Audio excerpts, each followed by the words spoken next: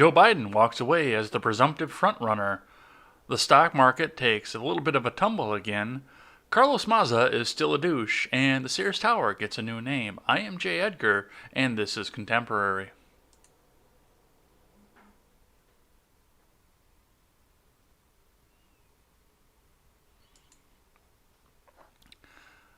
Folks, if you're going to try and tell me that this isn't a do-over of 2016, then you're probably going to need to stop doing this exactly like 2016 again. It's like I'm watching this in a mirror. It's like I'm looking back through a time machine, watching 2016 again, except this time we had a lot more candidates because the Democrats also tried to redo the Republican strategy for whatever reason. I don't even know anymore. My goodness, people. It's it's like a time machine. Don't get me wrong, I'm happy to see this. I'm happy to watch this, and I'm happy to see socialism get soundly rejected again in this country, but my God, it is. It's like deja vu almost. I'm waiting to see a black cat walk by and then another black cat walk by that looks just like it. How much like it? Was it the same cat? That kind of thing. That's what I'm waiting for right now. And we have got a lot to cover about this and some other things that are surrounding the markets right now. So let's start off with Super Tuesday number 2. So, as most people probably expected coming out of this, with the states that were up on board, Biden took Super Tuesday 2 walking away. Absolutely. He won, according to the map, Iowa, Michigan, which is astounding, and we'll hear some of the video that goes along with that. He took Missouri, which I kind of figured was going to happen. He took Mississippi, which everybody knew was going to happen. As of right now, North Dakota went to Bernie Sanders, and all 13 people in North Dakota are sad about that.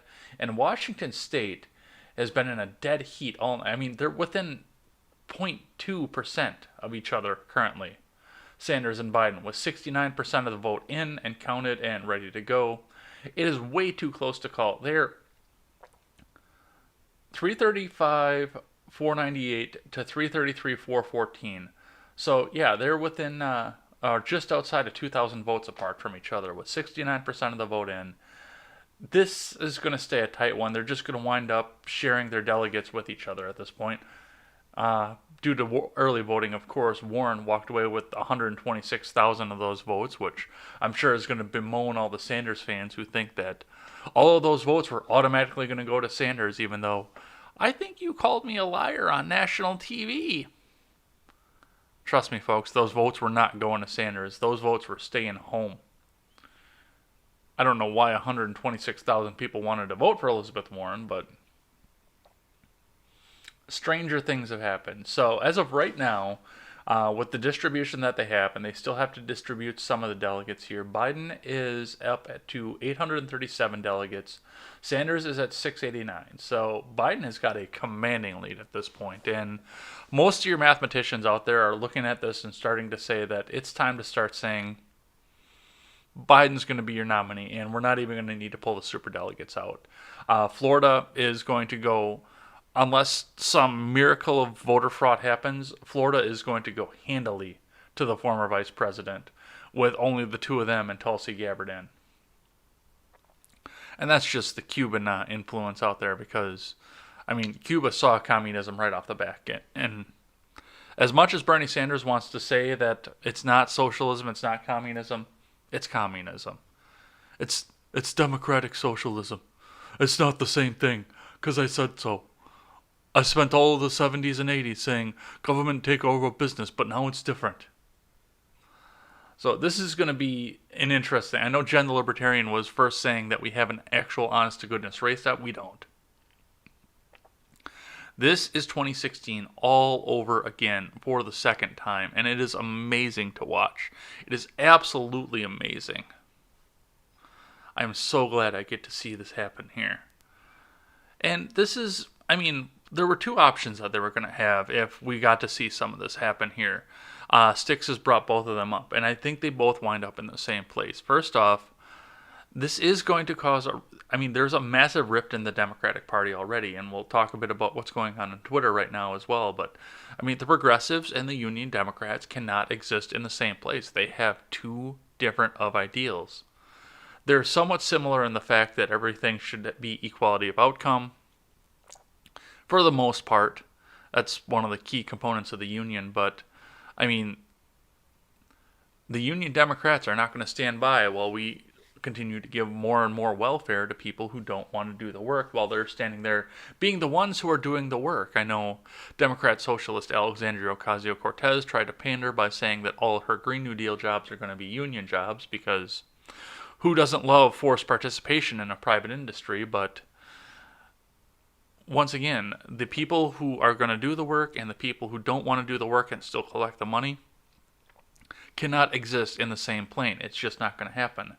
And that's part of the reason that we're seeing some of this go on right now. So the two options that are on the table out of this, or when we were going into this, was that either Sanders or Warren was going to get in and lose handily to Trump, therefore causing the DNC to go in and manually, physically purge the progressives and the Democrat socialists out of their party and force them to form their own party because they lost to Trump because that platform was just too radical. Or, as of right now, the progressives, the Democrat socialists, are going to get up and leave the party. I mean, AOC refused to pay her Democrat Party dues, instead using that money to turn around and try and get more progressive candidates to primary the Union Democrat types. They are going to split.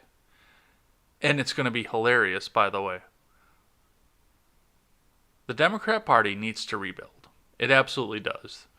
And I have said on numerous occasions, if they put JFK up at this point, I would probably vote for the guy because I liked his policies. Ask not what you can do, or ask not what your country can do for you, ask what you can do for your country.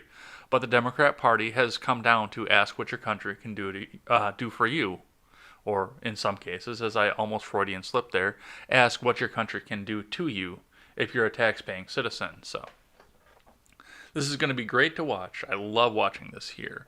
So with that in mind, let's look at what CNN had to say. Let's drop another tab and see if we can free up some RAM on this old rig. We are getting ready to build that new computer so we can start doing better stuff here. So hang with us a little bit longer. I know the video is probably a bit choppy here, but let's see what CNN has to say if the thing ever catches up. So, 5 takeaways as Biden takes command of the Democratic race on Super Tuesday. Probably just skim over the headlines here, but we'll look at some of the stuff as well. This is by Eric Bradner, Gregory Krieg, and Dan Merica, CNN.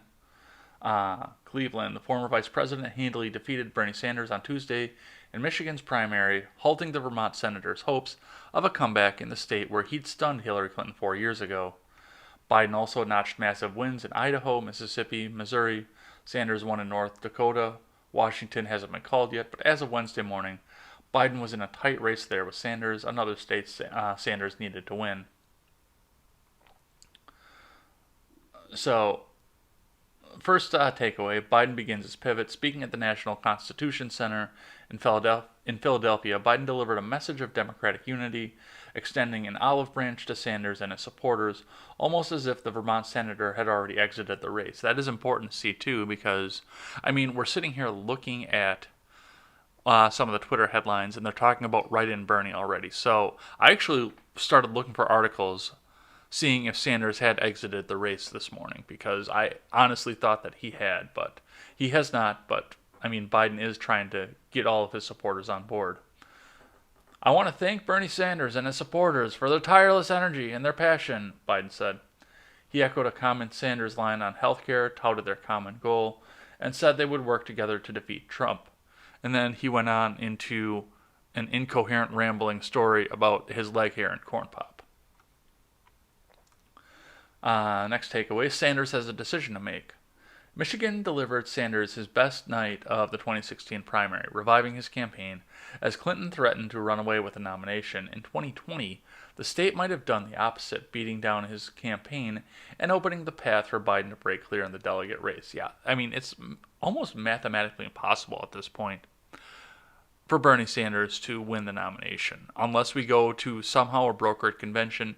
If Sanders gets every other state and we go to brokered convention, he might be able to convince the superdelegates to get him up on the top. I don't think that's going to happen, and I do think that we're going to get to see Kyle Jurek try to make good on his claims. But, I mean, it might be time. If they go all the way to convention, all you're going to do is piss off the Bernie voters more, and we're going to get to see them stew in their anger more and more. I mean, if you get out now, you still have a chance for Biden to make his case before we get up on the debate stage, and that's going to be entertaining in and of itself. But, I mean, mathematically, I don't see a path for Sanders to win the 1,991 delegates he needs, but it might be time. Dem figures rush to show Sanders the exit. South Carolina Representative Jim Clyburn, a prominent supporter of Biden's, minced no words as the results ticked in on Tuesday night. I think when the night is over, Joe Biden will be the prohibitive favorite to win the Democrat nomination, Clyburn said on NPR. And quite frankly, if the night ends the way it has begun, I think it's time for us to shut this primary down. It is time for us to cancel the rest of these debates. Clyburn put in the most direct terms a growing sentiment inside much of the Democratic Party. Sanders' path to the nomination was closed Tuesday night, and it's time for him to leave the race. I hereby am endorsing Joe Biden, former 2020 candidate Andrew Yang said on CNN Tuesday night. Bernie was an inspiration for me, inspired my run, but the math says Joe is our prohibitive nominee. We need to bring the party together. And I'm going to do that by giving out a freedom dividend. He didn't actually say that, but Andrew Yang loves to put freedom dividend in everything that he has to say.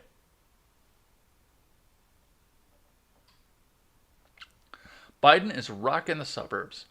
The last 2 weeks have showed that Biden is continuing to surge in the suburbs, where a major realignment that handed the Democrats the House in 2018 is now benefiting the former vice president. The wins began on Super Tuesday in the suburbs around Dallas and Houston and Texas, as well as in Northern Virginia, outside Washington, D.C. In Minnesota, Biden, buoyed by Senator Amy Klobuchar's endorsement, dominated around Minneapolis and St. Paul. Mind you, he didn't get any traction in Winona or Otter Tail or any of these other actual rural areas out there, but he sure got the support out of the Minneapolis-St. Paul and their suburbs. Let's see. Sanders can't break through with African American voters. Again. Since 2016, Sanders has made a concerted effort to broaden his base. In some ways, he has been successful. Latinos powered his signature win in Nevada and became perhaps the most reliable constituency. But in South Carolina on Super Tuesday and again in this week's primaries, he lost badly in African American communities. In Mississippi, it's possible Sanders will not meet the 15% total required to collect a single at-large delegate. No way. The numbers out of Mississippi will be jarring to the Sanders campaign, and even if they were prepared to lose the state, in an electorate that was nearly two-thirds African American according to exit polls, Biden outpaced Sanders by a 6-1 margin.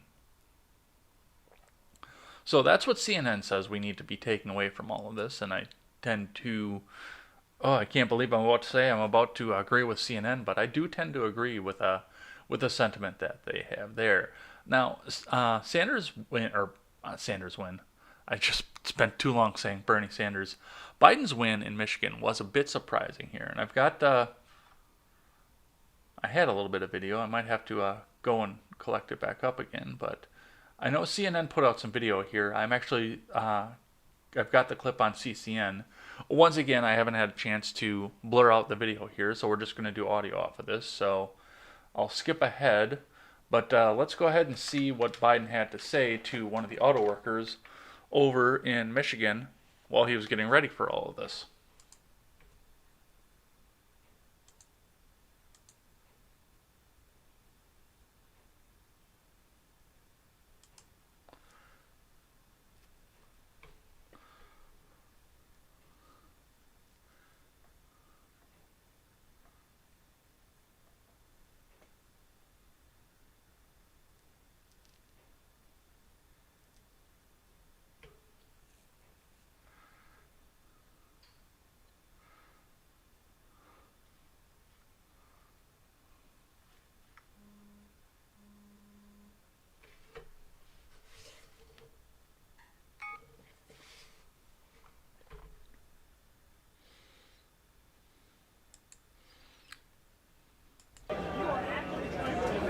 It might help if I actually put the volume on.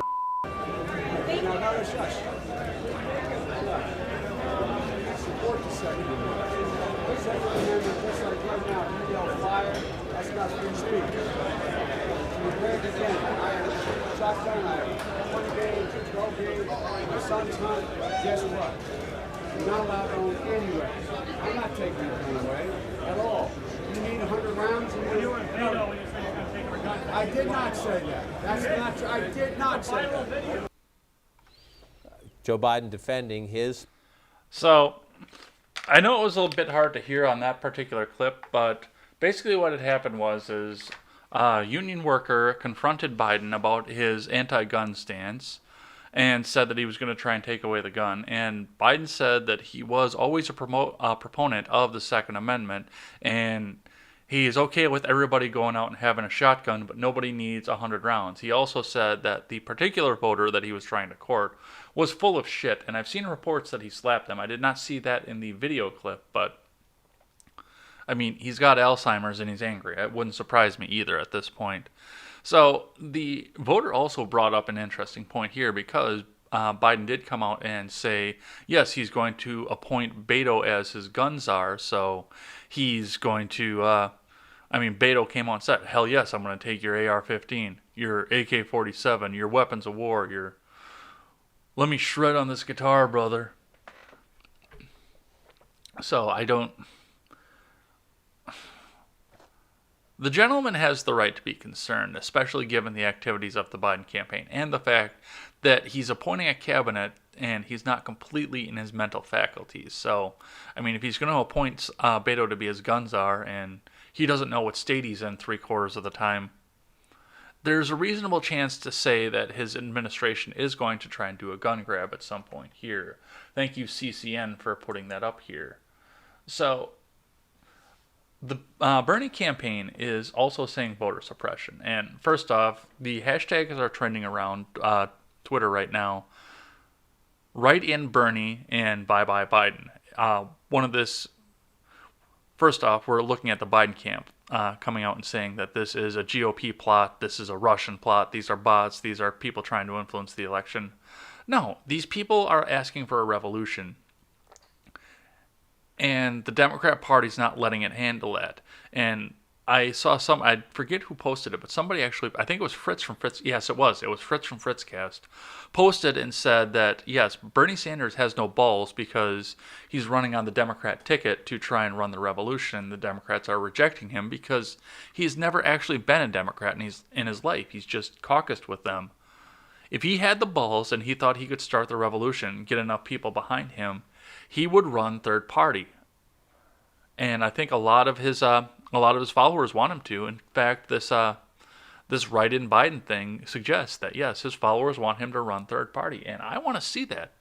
I want to see the case made for third party because then we'll actually see a libertarian party jump up. A states' rights party, perhaps.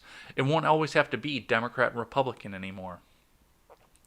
And yes, the GOP, the Democrats may fall at some point here.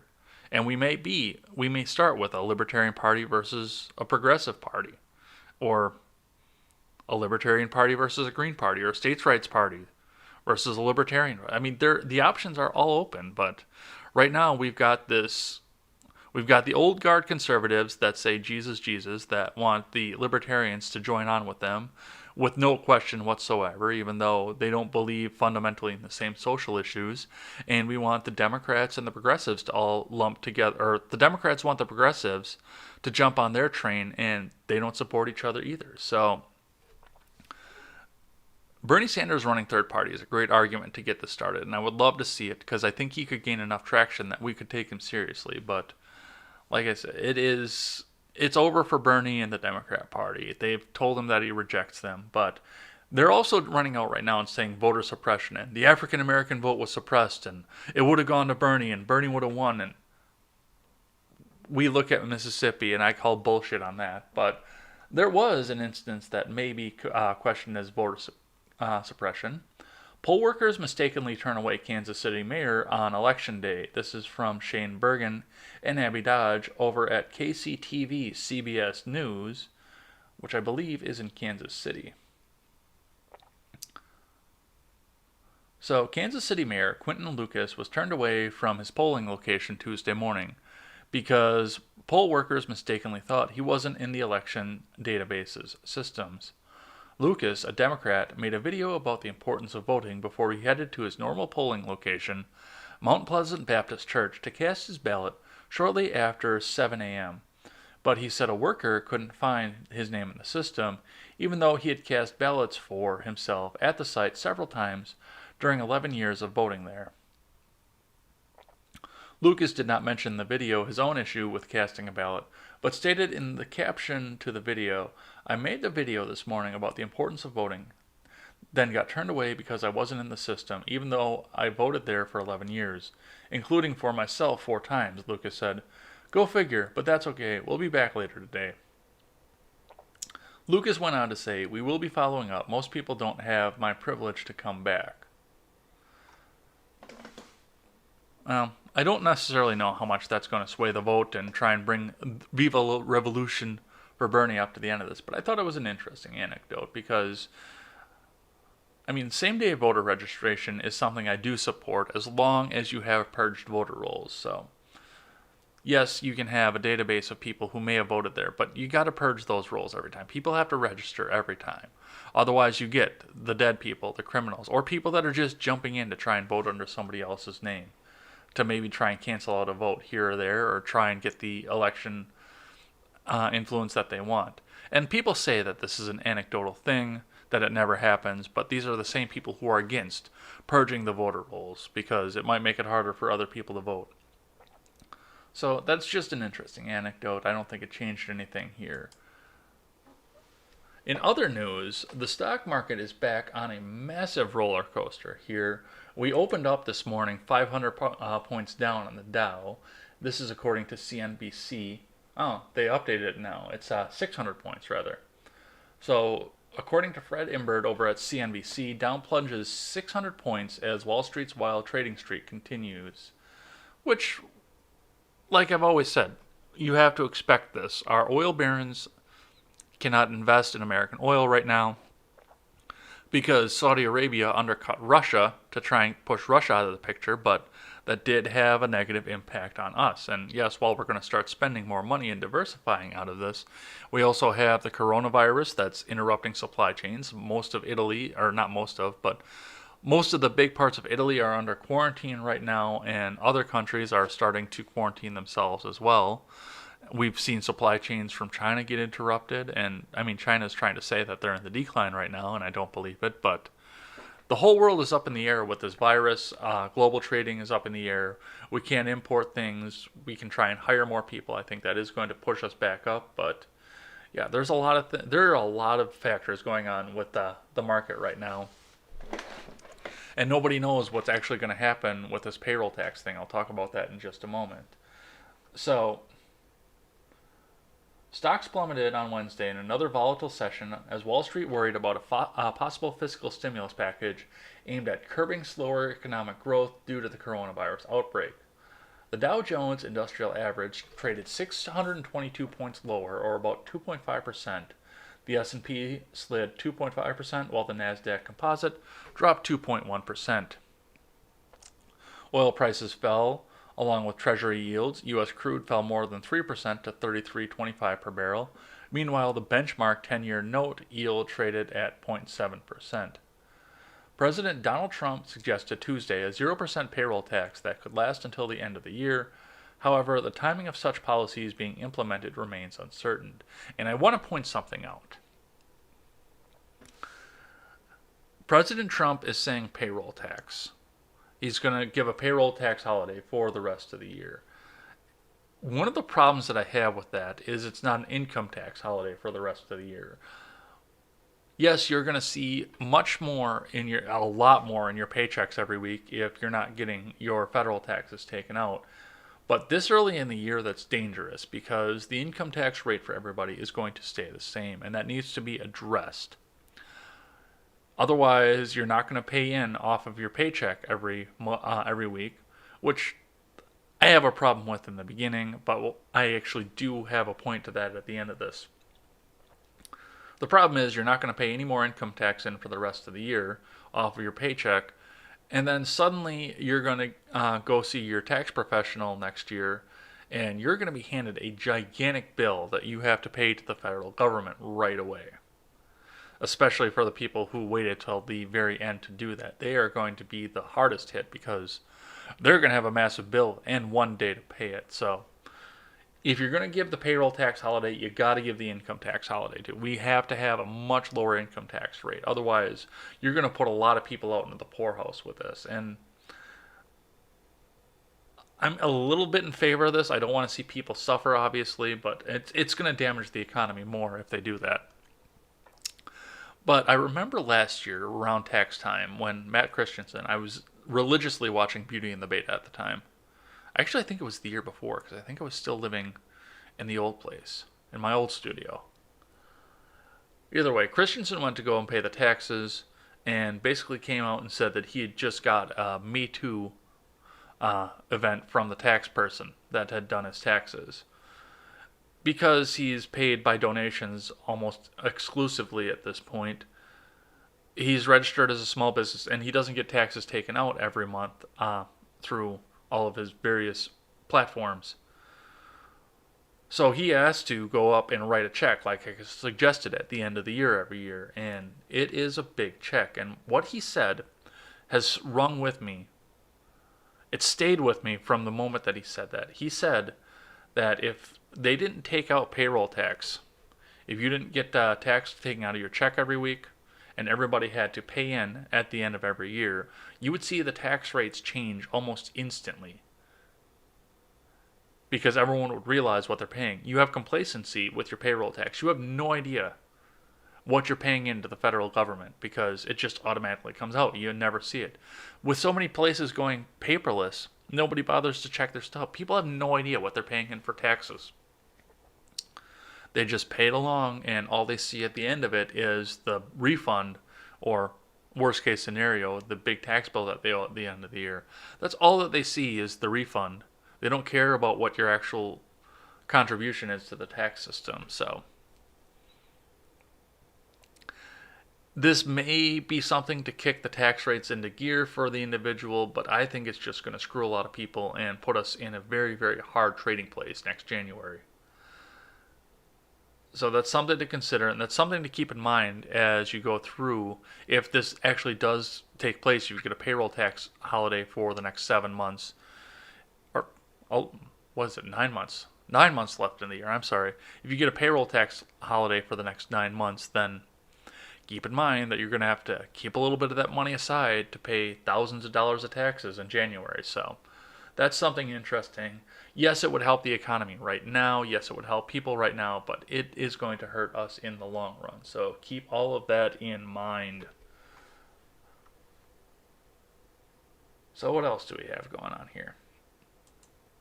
Chuck Schumer is back in the news, this according to Fox News. Schumer faces mounting ethics complaints over the Supreme Court comments. This is from Ron Blitzer over at Fox News.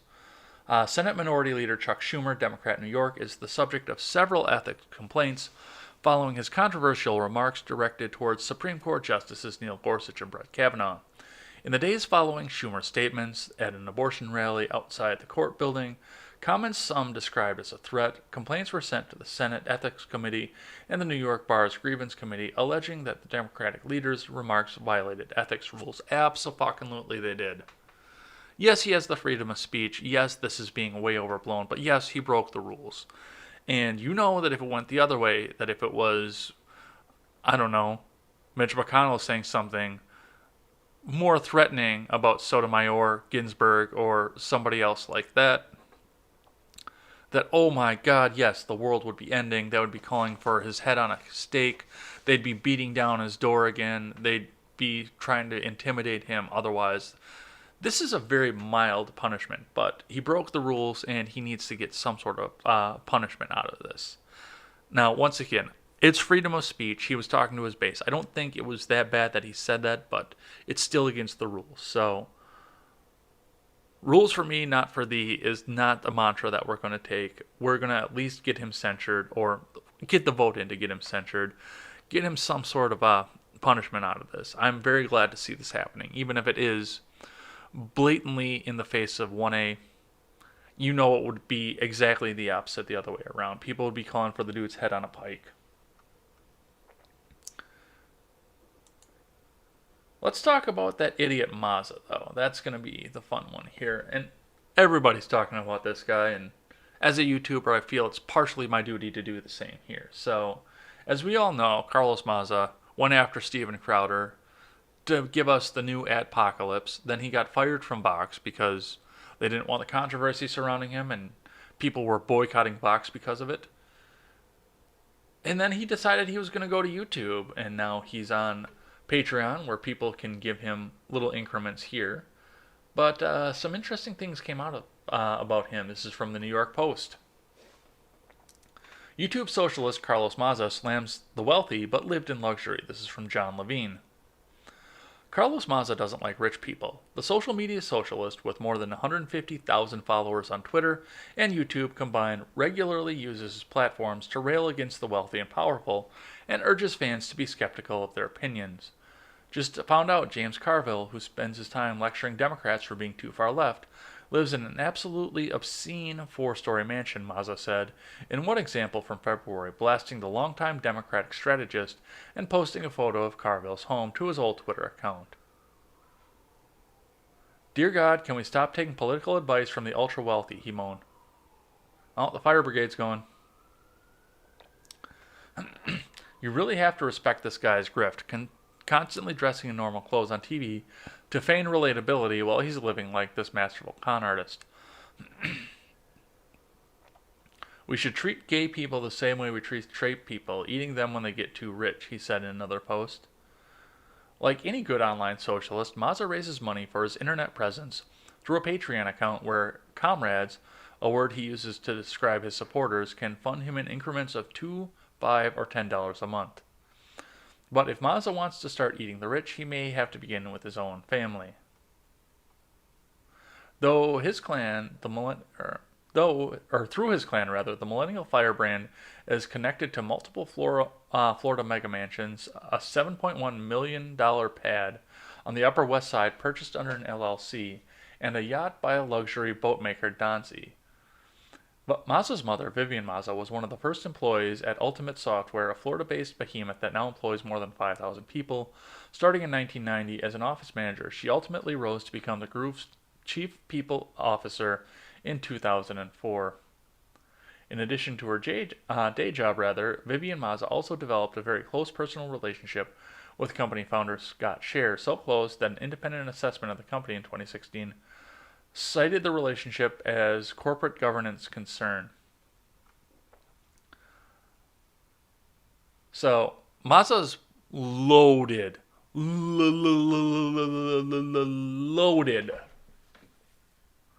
And he wants to be a YouTube socialist and get people to get rid of the rich. All I can say to this is douchebag. Thank you for trying to shut down all of us who had different opinions, make it harder for people like me to grow. Because that's been one. I watched my video, up until I started live streaming, I watched my solo videos and my internet presence drop after the second Adpocalypse. And I know a lot of people did. Mazza made it very hard for other people to get monetized. He made YouTube standards more stringent. I know a lot of people are getting shadow banned over what he did, and he just made a mess for all of YouTube. And now he wound up being loaded. Who would have thought? He has nothing to worry about. He can go and destroy the reputations of everybody with no repercussions because he can run back to mommy and daddy and get more money as he needs it. And this is who is trying to tell us that we need a progressive socialist revolution.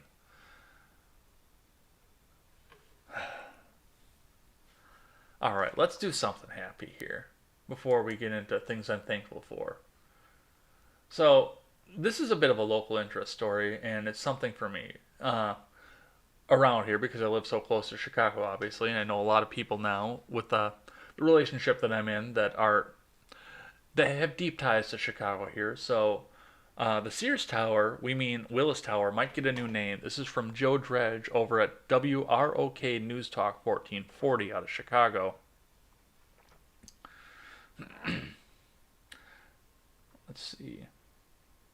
Chicagoans weren't used to calling it Willis. If you asked 100 Chicagoans what the Willis Company did, how many could tell you the right answer? 10, maybe? That's why I wonder how valuable the naming rights to Chicago's tallest building actually is. Most still refer to it as the Sears Tower, even though the name was officially changed to Willis in 2009. People might get behind a United Tower just because of the familiarity of the concept, but I think the majority would still call it the Sears Tower. So, this is actually a bit of a bare bones article here. It doesn't have a lot of the information in it that I would hope that it had. So, the Aon Company has purchased what it used to be called the Sears Tower, which is now the Willis Tower. And several Chicago outlets were speculating what it was going to be called now that Aon was taking it over, and they were mentioning it by the name Willis Tower. And a lot of Chicagoans, one in particular on Twitter where I noticed this story before, pointed out the fact that it's cute that people think that people ever stopped calling it the Sears Tower, which, I mean, that is. It's what people grew up calling it, it's what people know it as, and it's what it's famous for. I mean, you drive down Chicago, you see the thing in the skyline, you look up and you say, hey, there's the Sears Tower. Even if you've never been to Chicago before, you know that iconic shape, you know the fact that it's the tallest one there, and you recognize it right away. It is the Sears Tower. I'm not a Chicagoan, but that's how to hear it. That is the Sears Tower. They can change the name all they want. It's going to be the Sears Tower. All right, let's talk about something that I'm thankful for here before we head on out of here and go on into the day. So, one of the things that I've been looking at as I go along throughout my daily life and think about things, let me minimize this to free up some memory here. I've noticed the fact that financially, a lot of millennials are hurting right now. A lot of them are actually trying to pick themselves up and get out of it. I know that we do still have a large amount of them that are advocating for the socialism because they think that it's the only way for them to get out of the mess that they got themselves in. The only way to do it is to take away the money from the rich people who caused all their ills. And of course, the revolutionaries like Barack Obama and Bernie Sanders were the ones that fed that idea into them in the first place. But for the most part, the Gen Xers in the business market, and even the baby boomers who are still out there, do understand the fact that they are going to see a crash if something doesn't get fixed at some point here. So they've come together without government intervention, or some of them have done it with government intervention as well, which I am against, but I understand the reasoning for it because the government will have to take care of the people if they have a crash. So they do have a vested interest in making sure that this doesn't happen again. They've come out with programs to try and not necessarily debt forgive. I know that's the big ending of all of it is forgive all the student debt and make it go away. But there are programs out there to try and help millennials with ideas get up and get started in a market that was not favorable to them when they first got into the market. And additionally, I've been looking into it as well, and there are programs out there for first-time home buyers where the governments are going to try and help people get their down payment so they can go out and buy a house that otherwise would go unsold if too many people were out there and didn't have the credit to do things. I know that we had a big housing boom and a lot of people bought this up, but that's going to be a bubble at this point. And we're going to be back in the same position we were in 2018 where nobody could get up and buy a house. And a down payment is a very, very big chunk of money to come up with all at once, especially in the market that we have. It's not impossible. You're going to have to hunker down, and I'm working on doing that right now. But any little bit of help that I can get from people who have a vested interest in not seeing the market crash again, I'm going to take, because it's going to help us. It's going to help us immensely in the long run here. And the fact that a lot more of it's coming out of private charity than what's coming out of the government just warms my heart completely, because people are starting to realize that the government is not the answer, and the government takes too much off the top when they try to do charity. The socialists, the progressives of America, try to say that the government is the only charity that's allowed, but I mean, when the charity takes 93% off the top for administrative purposes and to fund themselves, I don't consider it to be a good charity. So, good for these people. The more people can buy, the more people can get their credit fixed, and the more they can roll some of the bad loans that they have off into a lower interest rate piece of property.